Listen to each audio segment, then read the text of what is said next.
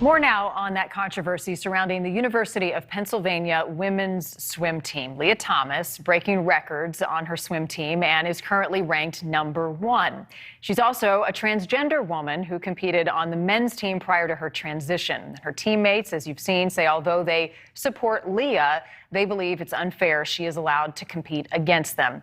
Correspondent Rich McHugh joining us live tonight after speaking exclusively with one of those teammates who wanted to remain anonymous for fear of the backlash she might receive. Rich, I think the big basic question I had after watching your piece and learning more about this story is the why.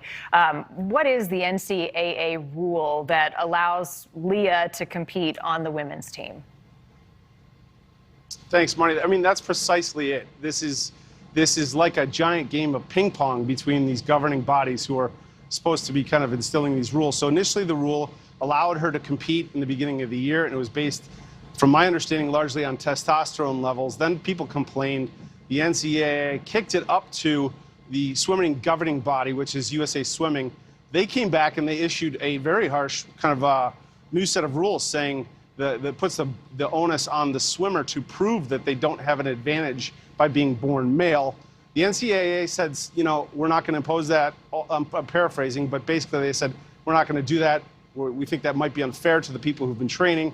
And that's where we're at. So right now she is cleared to compete in the NCAA championships. Which are set to take place next week in Atlanta, Georgia, as you said. She's a favorite given some of the times that she's got going into this championship meet. What do you expect is going to happen in Georgia? Well, I think there's going to be a lot of tension, that's for sure. I mean, people are already talking about there's going to be protests outside. Inside, I know that there's talk that, look, this is where the rubber is going to meet the road, because it's one thing, you know, she's competing against the Ivies and winning these things, but now she's competing for the NCAA championships, and there's some real records that are potentially at risk. Like there's big names that have, you know, Katie Ledecky and Missy Franklin, and it's unclear just exactly what's going to happen if Lia shatters some real serious records. So a lot of eyeballs are going to be on this. Of course. Rich, what's next? Could this go beyond the pool? Could it end up in a courtroom? I think it absolutely, from the people I've spoken to, I think it absolutely could. I've spoken to, from the other swimmers and the parents of the swimmers I've talked to, they are really upset and angry, and they are going to see this thing through. They feel that their rights, that the swimmers feel that their rights have been violated. The parents feel that their rights have been violated.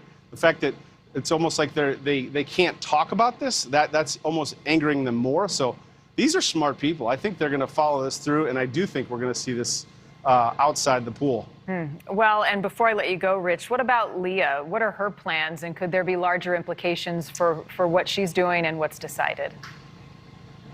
It's unclear. We only have this little snippet of insight into Lia. She gave an interview to Sports Illustrated, but she did say that she's not ruling out, or she has aspirations for the Olympics. Now, that puts the conversation in a whole new direction, because everybody then says, like, well, who decides whether she can compete in the Olympics?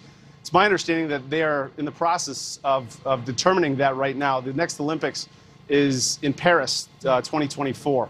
So it's being looked at right now. A big question on the world stage. All right, Rich McHugh, and again, for people at home, the NCAA not responding to your request for comments on this story. It does not end here with those competitions happening in Atlanta. Rich McHugh, great reporting as always. Thank you.